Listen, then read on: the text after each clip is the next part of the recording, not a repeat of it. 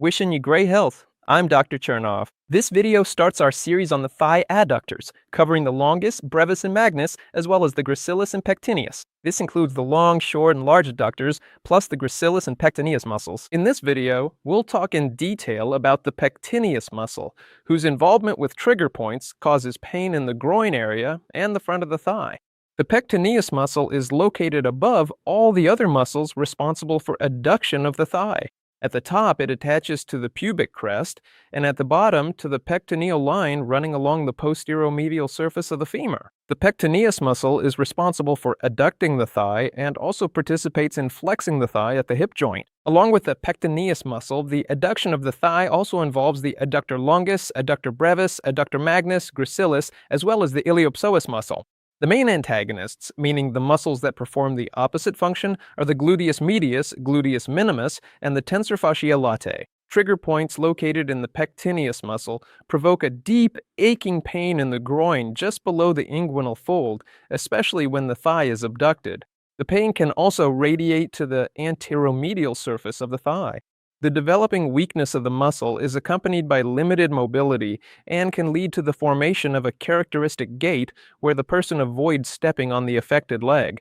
If you stand on the opposite healthy leg and try to maximally adduct and flex the affected leg, pain in the groin will occur at the end of this movement if the pectineus muscle is involved. Trigger points in the pectineus muscle are rarely found in isolation and are often accompanied by trigger points located in functionally related muscles, which were listed above. Before starting to release trigger points in the pectineus muscle, you should first inactivate them in the iliopsoas muscle, the three adductor muscles, and the gracilis muscle.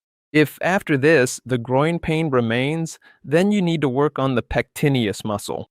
Trigger points in the pectineus muscle can develop as a result of losing balance or falling, which is accompanied by strong resistance to combined adduction and flexion of the hip at the hip joint. Overloading the muscle can be caused by long-distance running, playing hockey, or rollerblading, which, by the way, happened to me once on a day when I put extra strain on these muscles. Trigger points can also be activated by horseback riding, when you stabilize yourself in the saddle using the adductor muscles of the thigh, as well as by other types of various physical activities. Trigger points can appear in cases of hip joint disorders, as well as after hip joint surgeries. Inequality in the length of the lower limbs or pelvic halves, prolonged squatting, or sitting with crossed legs can also lead to the formation of trigger points and the development of characteristic referred pain.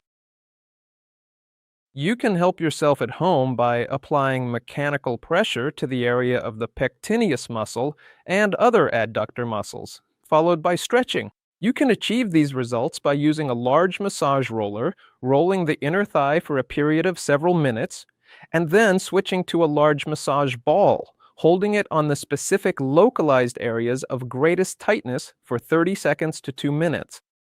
You can find links to these massage tools in the description of this video.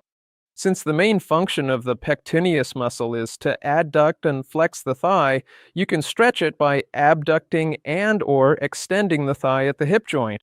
You can independently use a number of exercises that are practiced in hatha yoga, for example, the open angle pose, Upavista Konasana, in which you shouldn't rush and should carefully observe the condition of the ligaments in the groin area, limiting yourself to a reasonable range of stretching. To stretch the pectineus muscle and other adductor muscles, you can also use, for example, the butterfly pose or Baddha Konasana. Holding these positions for 1 to 3 minutes can be combined with the post-isometric relaxation technique, where during the inhale, the eyes look upward and the muscle contracts, and on the exhale, the gaze is directed downward and the muscle fully relaxes. In addition to the therapeutic exercises described above, it is also important to pay close attention to correcting the body's biomechanics. It is necessary to eliminate any inequality in the length of the lower limbs or the halves of the pelvis. While sleeping, you should place a pillow between your legs, which will prevent prolonged tension in the adductor muscles. You should sit up straight and avoid crossing your legs or sitting with your knees higher than your hip joints.